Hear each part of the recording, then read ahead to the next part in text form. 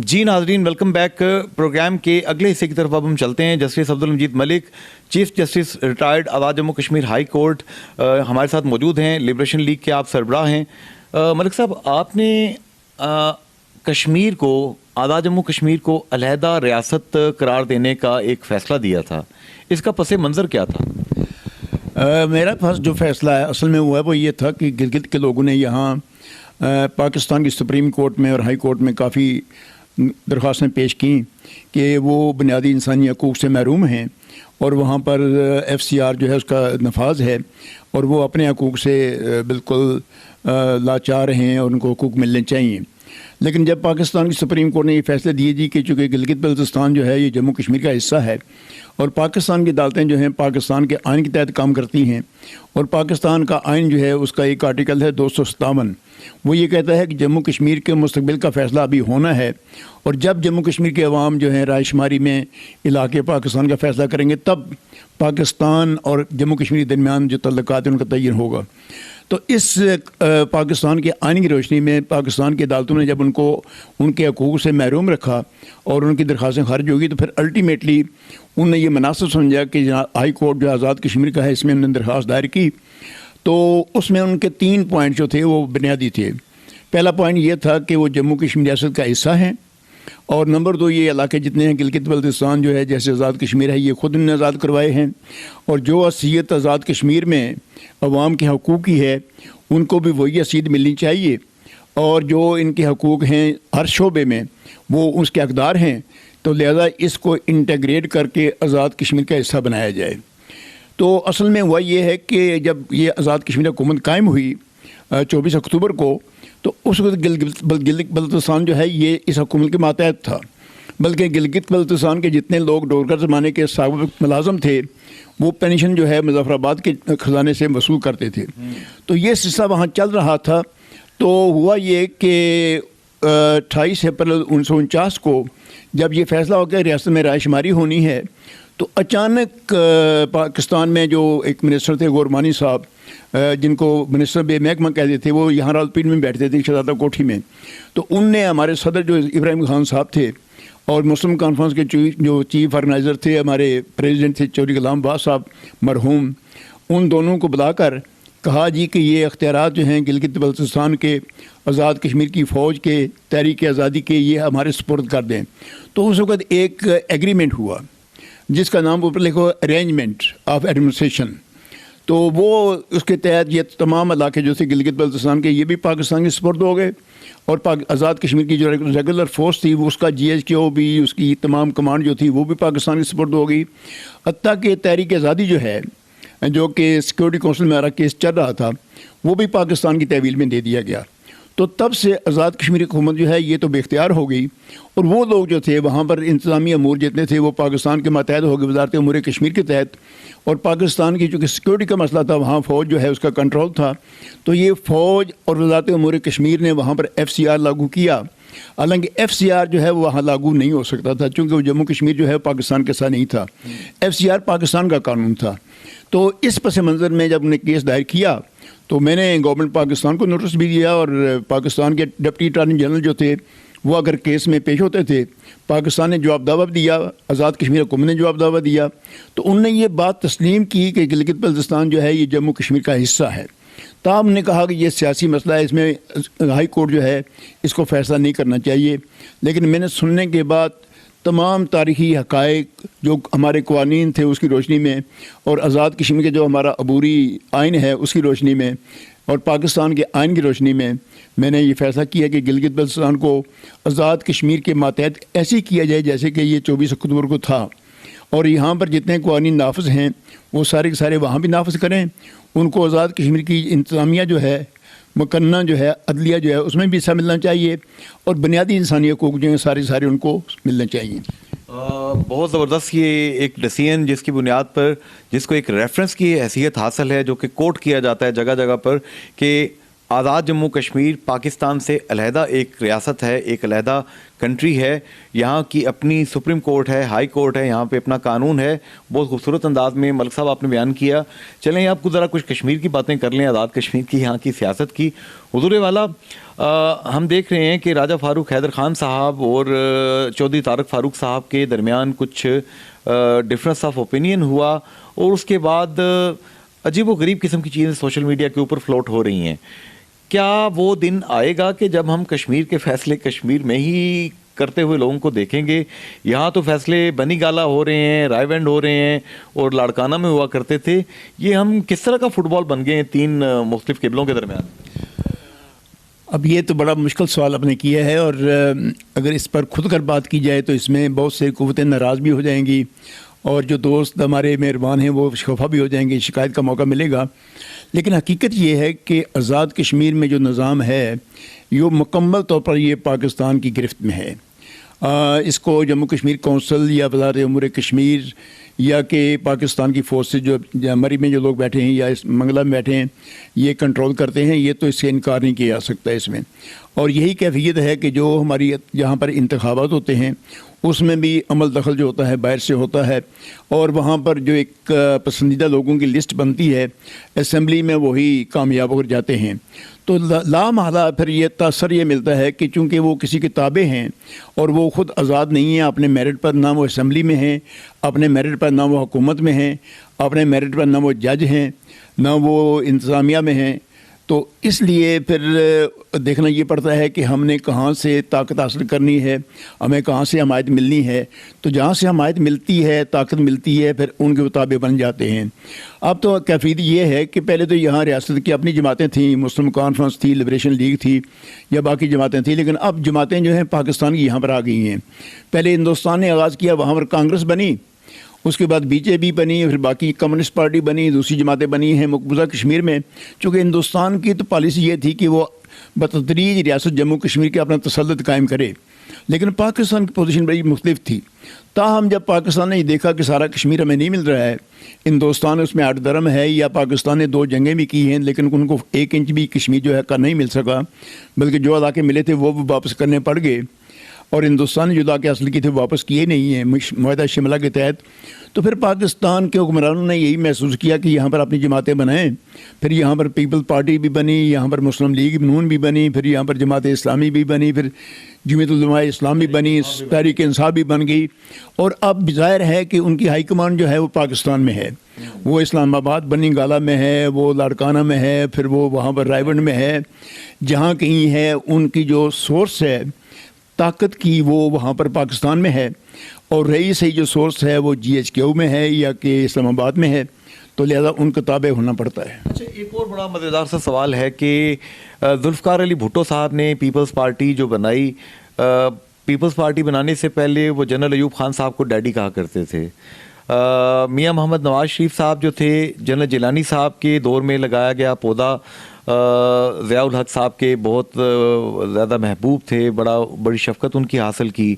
اسی طریقے سے ہم دیکھتے ہیں تو عمران خان صاحب پہ یہ الزام لگاتی ہیں قوتیں کہ ملٹری اسٹیبلشمنٹ کے ڈارلنگ ہیں وہ. تو حضور والا، کیا ڈکٹیٹرز کی عسکری نرسریوں اور گملوں کے اندر لگے ہوئے پودے ایک جمہور کی اور جمہوریت کی بات کرتے ہوئے کچھ عجیب سا نہیں لگتا کانوں کو؟ پاکستان بدقسمتی سے جب بنا نا تو اس وقت بدقسمتی یہ ہوئی کہ قائد اعظم بیمار ہو گئے، اور وہ ان کی وفات جو ہے وہ 11 ستمبر 1948 کو ہوگی. اب پاکستان بننے کے 1 سال بعد قائد اعظم جن نے پاکستان بنایا تھا، جن کی پاکستان کی سوچ تھی کہ پاکستان کیسی ریاست بنے گی، اور جن نے دنیا بھر کے جتنے بھی اس وقت دانشور اگر ان کو سوالات کرتے تھے کہ پاکستان نیا ملک بنے گا، کیسا ملک ہوگا، اس کی معیشت کیسی ہوگی، نظام حکومت کیسا ہوگا، وہاں لوگوں کے حقوق کیسے ہوں گے، تو قائد اعظم کے پاس ایک تصور تھا. اور ظاہر ہے جو ان کی تقاریر ہیں اس سے جو ہم نتیجہ اخذ کرتے ہیں وہ یہی ہے کہ یہ ایک فیئر ویل اسلامک اسٹیٹ ہوگی، اور جس میں کہ لوگوں کے حقوق کا تعین ہوگا، تحفظ ہوگا، اس میں اقلیتیں جو ہیں ان کو بھی برابر کے حقوق ملیں گے. یہ ساری باتیں جو ہیں قائد اعظم کی سوچ میں تھیں. لیکن قائد اعظم چونکہ ان کی زندگی میں نہ ہمارا آئین بن سکا اور نہ ہم آگے بڑھ سکے. پھر اس کے بعد لیاقت علی خان صاحب جو تھے دوسرے لیڈر ہمارے, ان کو راولپنڈی میں 1951 میں جس کا میں چشمدید گواہ ہوں, 16 اکتوبر کو 1951 میں ان کو شہید کر دیا گیا. اور شہید کرنے والوں میں جتنے لوگ انوالو تھے وہ ظاہر ہے اس پاکستان کے لوگ تھے. جیسے گاندھی کو ایک ہندو نے وہاں پر, گوڈسے نے وہاں قتل کیا, اور ایسے ہی ہمارے لیاقت علی خان صاحب کو یہاں شہید کر دیا گیا. اس کے بعد شہادتوں کا سلسلہ یہاں پر جاری رہا ہے. اب بھی بے شمار ایسے موقع آتے ہیں کہ یہ سلسلہ ختم ہونے کو نہیں آتا ہے.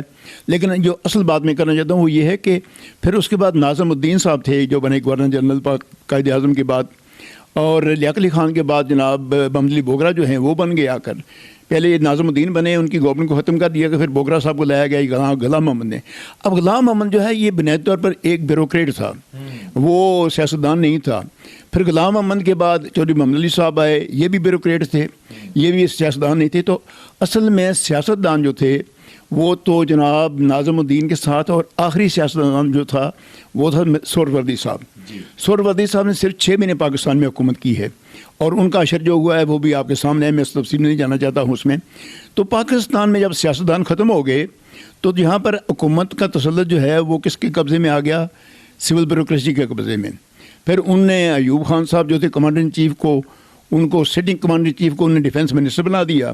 پھر وہ بھی آ گئے. پھر سکندر ریاض مرزا جو تھا اس کو جناب پاکستان کا پریزیڈنٹ بنا دیا, وہ بھی سابق جرنیل تھا, فوجی تھا وہ بھی. اب یہ فوج اور کی بیوروکریسی اور سول بیوروکریسی دونوں جو ہیں پاکستان پر تب سے قابض ہیں. اب ایوب خان کا آپ نے نام لیا ہے, پھر آپ نے جنرل جیلانی کا نام لیا ہے, یہ سب اصل میں پاکستان جو ہے. پھر ہم یہ کشمیر کے مسئلے کی وجہ سے, اور پھر ایسٹ پاکستان ہمارا درمیان تھا, ایک ہندوستان آتا ہے, یہ جموں پاکستان جو ہے یہ سیکیورٹی اسٹیٹ بن گیا ہے. تو سیکیورٹی جو ہے یہ لامحالہ ذمہ جو ہے یہ فوج کی ہے. تو فوج جو ہے اس کو تسلط یہاں پر حاصل ہو گیا.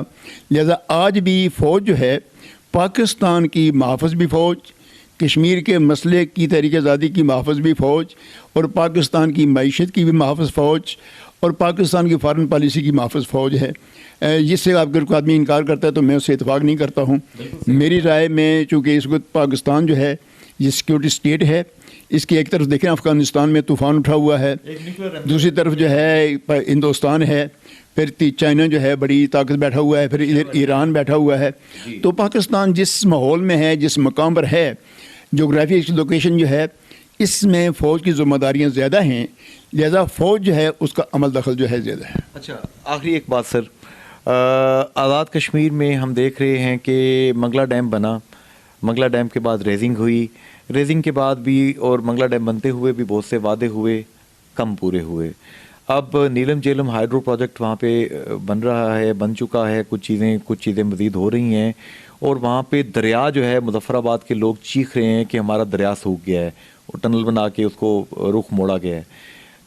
کیا کشمیریوں کے جو حقوق ہیں یہاں کی حکومت راجہ فاروق حیدر خان صاحب کو ان کی حفاظت نہیں کرنی چاہیے؟ کشمیر کی بدقسمتی یہ ہے کہ میں جب سفارتی معاذ پر لبریشن لیگ کو پروجیکٹ کر رہا تھا تو میں یوکرین جو یہاں پر ایمبیسڈر تھے اسلام آباد میں, میری ان سے میٹنگ ہوئی. تو اس نے مجھے کہا کہ جسٹس ملک کشمیر جو ہے اس میں آزادی بڑی مشکل سے آپ کو ملے گی. میں حیران ہوا, میں نے کہا آپ یہ کیوں کہہ رہے ہیں؟ اس نے کہا دنیا میں 2 ملک ایسے ہیں جن میں پانی بہت زیادہ ہے. اس نے کہا یوکرین ہے, میرا ملک جو ہے اس میں پانی بہت زیادہ ہے, اور ہم کو 400 سال کے بعد آزادی ملی, لیکن اس کے بعد 2-3 سال کے بعد ان کی آزادی پھر دوبارہ جو ہے وہ ڈسپیوٹڈ ہو گئی ہے. تو اس نے کہا کشمیر میں چونکہ پانی ہے, اور پانی ایک ایسی قوت ہے جو دنیا کے تمام وسائل کو جناب جنم دیتی ہے, تو اس لیے پاکستان جو ہے یا ہندوستان جو ہے کشمیریوں کو آزادی نہیں دیں گے, بلکہ آپ کو بڑی جدوجہد کرنی پڑے گی. تو میں حیران ہوا, بلکہ اس نے مجھے اس کو اتنے ہی یہاں پر معلومات حاصل تھی. اس نے کہا کشمیر کے اندر جو پانی ہے اس کے اندر 86,000 جو میگا واٹ بجلی ہے پیدا ہو سکتی ہے. اس نے مجھے کہا کہ جسٹس ملک تم جموں کشمیر کے لوگ جو ہیں اس پانی سے بجلی پیدا کر کے اپنے ملک کے تمام عوام کو مفت بجلی دے سکتے ہو. تم یہ بجلی جو ہے یہ پاکستان کو فروخت کر سکتے ہو, ہندوستان کو فروخت کر سکتے ہو, ایران کو فروخت کر سکتے ہو, اور تمہارا سارا بجٹ جو ہے صرف بجلی جو پیدا ہوگی یہاں اس سے پورا ہو سکتا ہے. ایک نیچرل سورس سے ہمارے فارسٹ جو ہیں, ہماری جتنی بھی اور جتنی ہماری جو دہاتے ہیں جتنی, ان کو سب کو چھوڑ کر کیا فاروق حیدر کو تو نہیں یہ میرے بات پوری کر رہے ہیں مسلم. اب دیکھیں یہ معاہدہ جو ہوا ہے نا سنتاس معاہدہ جو ہوا ہے جس میں ہندوستان کو پاکستان نے یہ رعایت دے دی ہے کہ وہاں اپنے زیر تسلط علاقے میں وہاں بجلی گھر بنائے. اس وقت ہندوستان جو ہے جو اس کا پروجیکٹس ہیں وہ 92 ہیں جو اس نے اس ہمارے دریاؤں کے اوپر وہاں اس نے بنانے ہیں. اور جان کیری نے پچھلے سال جب ابھی وہ سیکٹری تھا فارن سیکٹری تو اس نے وہاں اپنے سینٹ میں امریکہ کے سینٹ میں اسٹیٹمنٹ دیا تھا کہ مستقبل میں اگر کوئی پاکستان ہندوستان کی جنگ ہونی ہے تو وہ کشمیر کے دریاؤں کے پانی کے اوپر ہونی ہے. یعنی ہمارے پانی کی اتنی بڑی اہمیت ہے.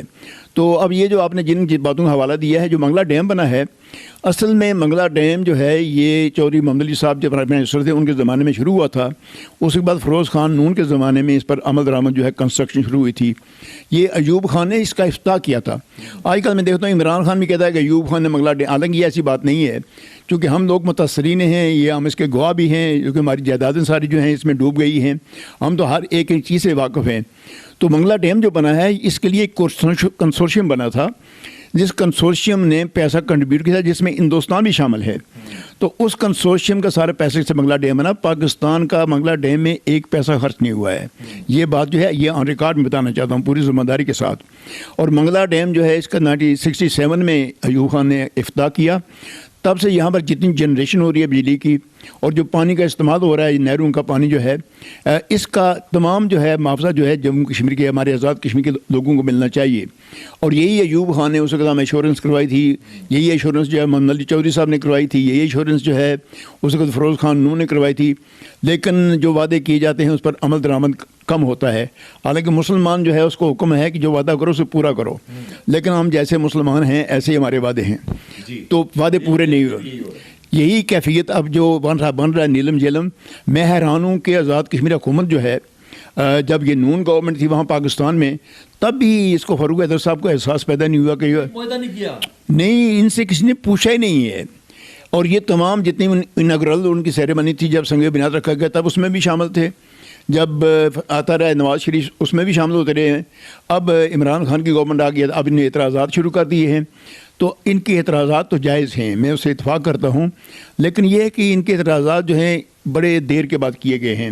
یہ باتیں ساری کی ساری جب یہ پروجیکٹ شروع ہوا تھا یہ ساری باتیں اس وقت کی جانی چاہیے تھی تاکہ اس وقت ڈیزائنس کو ایسا کیا جاتا کہ نہ ان کا پانی خشک ہوتا بلکہ رننگ ریور جو ان کا منصوبہ ہے یہ جس کے یہ آپ تجویز پیش کرتے ہیں یہ ایسے ہی قائم ہوتا. تو اب بھی اگر یہ ہو سکتا ہے تو میں ان کی حمایت کروں گا کہ گورنمنٹ پاکستان کو ایسا کرنا چاہیے اور وہاں سے جتنی بجلی کی آمدن ہے اس کا حق آزاد کشمیر کا بنتا ہے. جی ناظرین انتہائی اہم گفتگو جسٹس عبد المجید ملک صاحب کی آپ نے سنی. خوگر ہم سے تھوڑا سا گلا بھی سن لے.